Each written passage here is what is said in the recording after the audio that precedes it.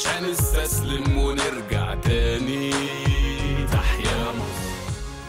बिस्मिल्लाहिर्रहमानिर्रहीम। पाकिस्तान, मैं हूं शमा सरमान और आप देख रहे हैं अब क्या होगा। बात तो ये है कि पाकिस्तान में बार बार लोग बात करते हैं इनकलाब की। जहां पे हम इनकलाब की बात करते हैं, फिर लोग जो है वो मुख्तलिफ किस्म के एग्जाम्पल्स है, चाहे वो मिस्र का हो, चाहे वो लिबिया का हो, चाहे वो ट्यूनिसिया का हो, और शायद अब जाके सीरिया का हो। बात तो यह है कि यहाँ पे बैठ के तज्जिया तब्दीली का करना बहुत आसान है, और यहाँ पे पाकिस्तानी एनालिस्ट को बिठा के गुफ्तगू करना कि आने वाले दिनों में पाकिस्तान में क्या होगा, वो भी बहुत आसान है। लेकिन आज हम कुछ मुख्तलिफ किस्म की गुफ्तगू करेंगे। गुफ्तगू होगी इन मुख्तलिफ ममालिक की और उन ममालिक के हवाले से कि पाकिस्तान के अंदर इस वक्त पे क्या तब्दीली आ सकती है। क्या हम लोग वाकई इनकलाब की तरफ जा रहे हैं, और अगर नहीं जा रहे तो क्यों, और अगर जाएंगे तो किस तरह। हमें ज्वाइन कर रहे हैं his excellency ambassador to Pakistan from Egypt Saeed Hindan साहब। उनसे गुफ्तगू करें, उनसे पूछते हैं कि क्या वाकई पाकिस्तान उस नहज पे पहुंच चुका है। हाय, अस्सलाम वालेकुम जी। It's a pleasure to meet you. I have a very specific question to begin with. The question is, do you think that Pakistan right now has the ingredients for the kind of revolution that you saw in Egypt or various other Arab countries?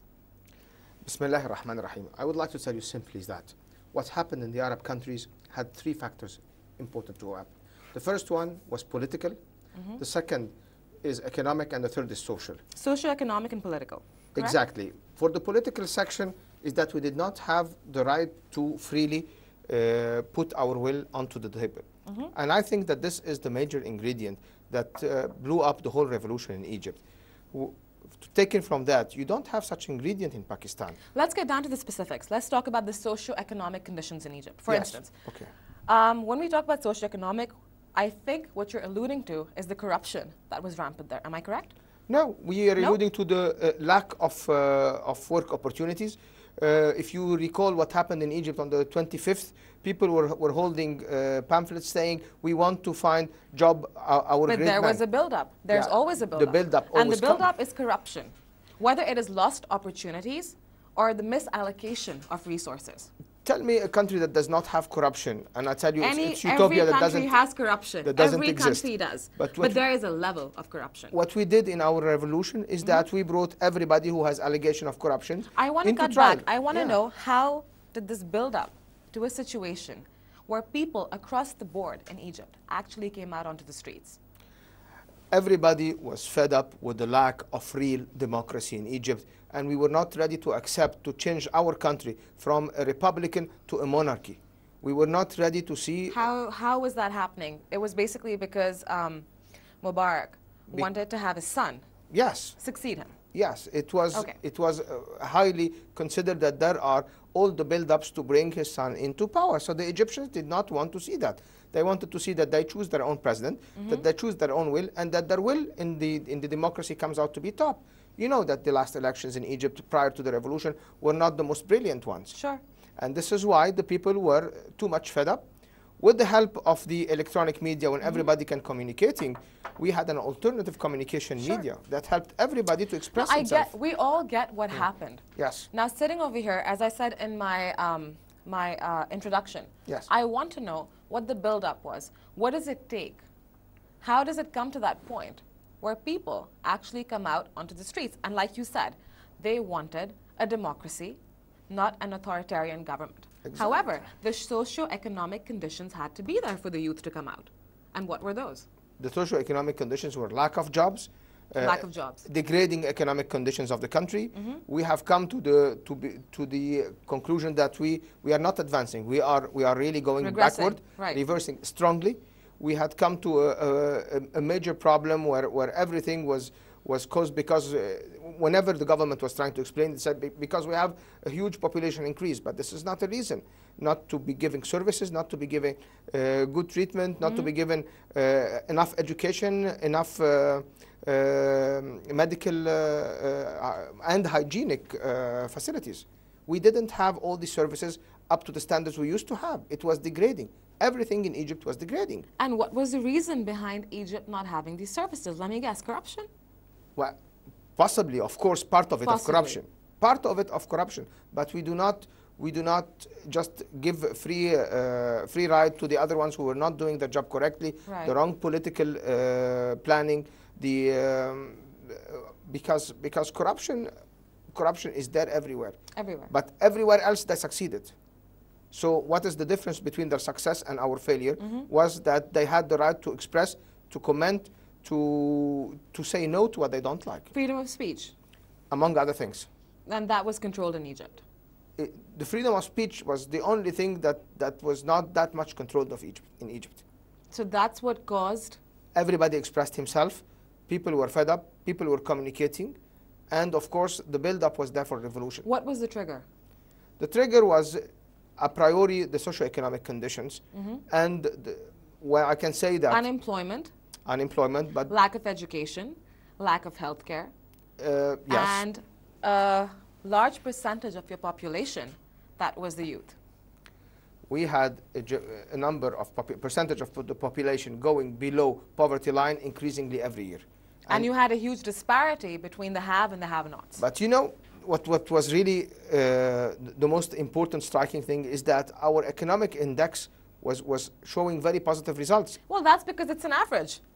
Yes. An average, And- a GDP average, we and- all know this. But we all know that also in growth building, you have to feel some discrepancy between the revenues, that the rich Sure. gets richer and the poor get poorer. But the problem is, in Egypt, the discrepancy was too high to accept. And the sensitivity of measuring the situation and the capacity of the government to appeal to the people and to abide by the will of the people was lacking behind. Do you think that perhaps that the government, you see, when somebody stays in power consistently, Yes. decade after decade, which has never happened in Pakistan, we don't have the appetite for a dictatorship. We get rid of our dictators pretty quickly, whether it's 7 years or 10 years. Do you think perhaps it was just the will of the people and the ineptitude or the ignorance of people, let's say Mubarak, who was in power for so long that he disconnected himself from what the people of Egypt actually wanted? You see, Mubarak or anybody else, I agree with you that whomever does not rule by the will of the people will have a build-up and a mounting rejection Almost among 30 the people. years. So Mubarak stayed for 30 years. It's true, but Mubarak did not start as he ended. He started with a very good promises, Right. and a very good image and everything, but it didn't last and it didn't endure. And at the end, 30 years is a long time. yeah, 30 years is a very long time, and perhaps should not be repeated anymore again. And in our constitution, the new one, it will never be repeated again. Now tell me this, you know, the reason I'm actually speaking to you and the reason we're having this discussion is because when we sit over here in Pakistan, we have a certain image of the various Middle Eastern countries, whether it's Egypt or Syria or Lebanon. What I want to know is, as an Egyptian, you know, your daughter, as you mentioned, was actually there when the revolution happened. I want to know, what was the Egyptian sentiment when people actually came out onto the street? Was it very simply, yes, this is the change, it has to happen?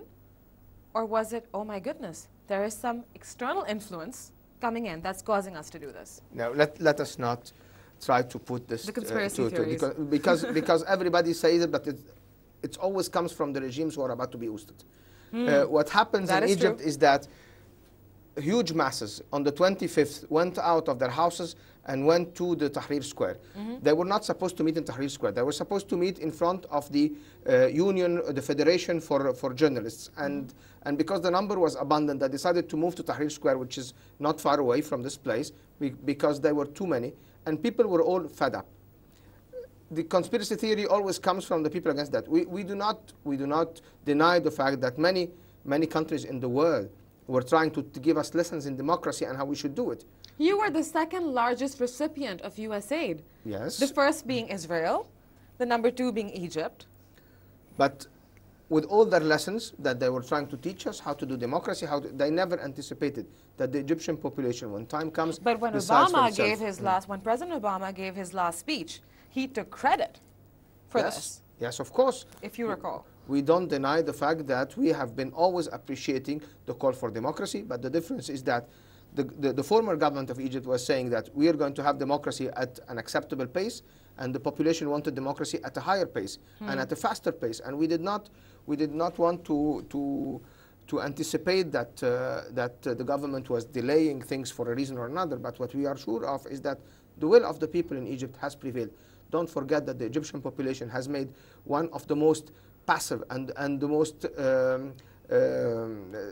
how can I say it, less violent revolution in the whole world. It's the most pacific ever well, revolution. Well, there's a reason for it. You're one of the oldest civilizations in the world.